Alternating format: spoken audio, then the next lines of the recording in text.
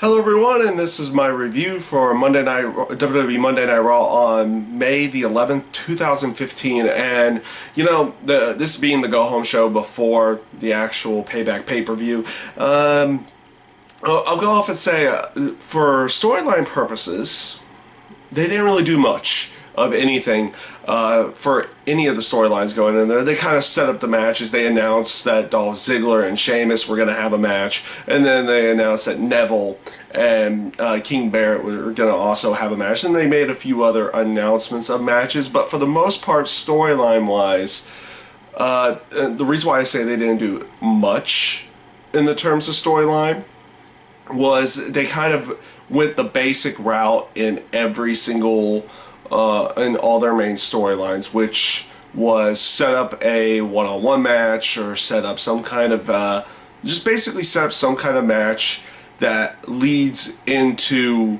what they want you to think is going on for the Payback pay-per-view. You saw this with the Bellas and Naomi's feud. They had a one-on-one match with Tamina and Brie, kind of just setting up things there.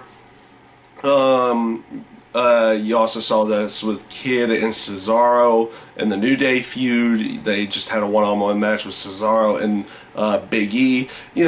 Things like that. That was what they were mainly going for. And I'm not saying this was necessarily a bad thing. It was just, they were kind of tying up everything going into the pay-per-view itself. Also had I felt was a really good promo from Bray Wyatt, and continuing on his feud with Ryback. But the main focal point of the night was everything around Seth Rollins, basically the title match itself. That was pretty much the main focal point of the night. Seth Rollins, Kane, were they going to become on the same page? The matches that they had throughout the night that were revolving around that particular storyline with J&J Security going up against Dean Ambrose.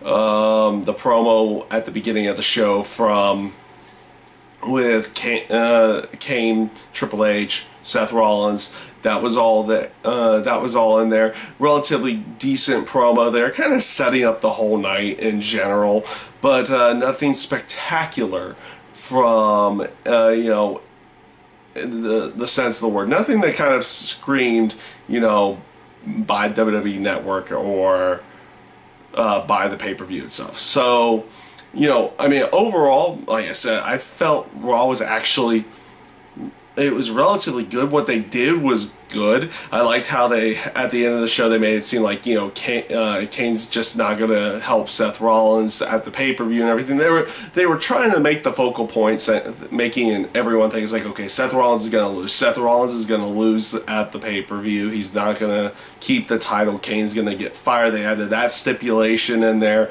That was what they're trying to convey, and they did a good job of that.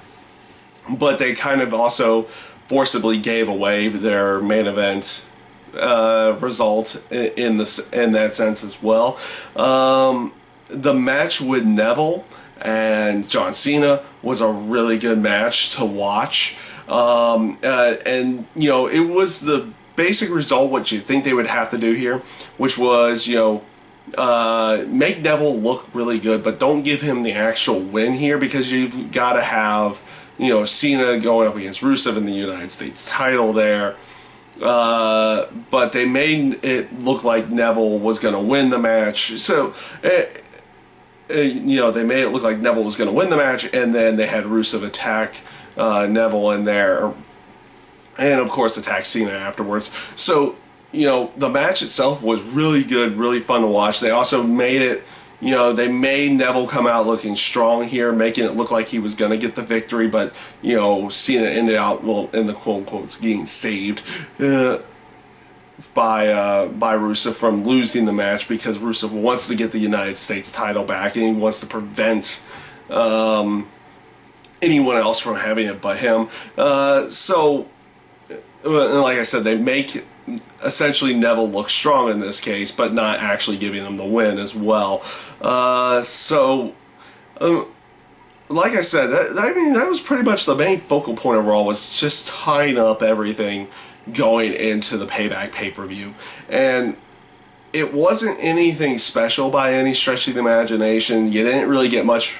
You didn't really need to get a super far progression in the storyline going into the pay-per-view itself. You know, like I said, with the ending scene where making it seem like, you know, they're trying to make it seem like, you know, Seth Rollins was going to lose, all this stuff, Kane's not going to back him, but they also conveyed the whole aspect of it being every man for themselves in there, and having Dean Ambrose coming out, you know, with the momentum going into the pay-per-view itself. So they're just kind of tying up everything going into the Payback pay-per-view. So this week's Raw was relatively well done, but you didn't really see anything special. So it was an okay Raw. You got to see some really good matches in there, and you know, just them tying up everything going into the Payback pay-per-view itself. So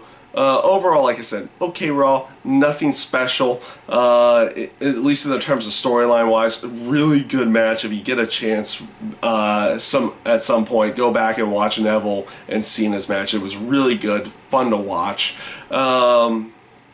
The whole they also kind of, you know, set up the whole thing with Damien Sandow and Curtis Axel, now Axel Mania, and what is it, Macho Mandow? Well, okay, we'll run with that for a bit. That wasn't anything too great. They set up a tag match with them in the Ascension as well. And they also did the whole Mega Powers bit from back in the 80s, which, you know, okay. You can also kind of throw it in there as like the Mega Imitators were uniting for this one match or something like that. But, you know, all in all, I'm kind of hoping they go a different route with Damien Sandow, instead of having him continue doing the imitation game. So we'll see where they go with that down the road. To finish off, like I said, okay Raw. Like I said, pretty much throughout the whole thing, tying up the loose ends going into the pay-per-view itself. So, yeah, that's my review this week for Monday Night Raw. And I thank you guys for watching.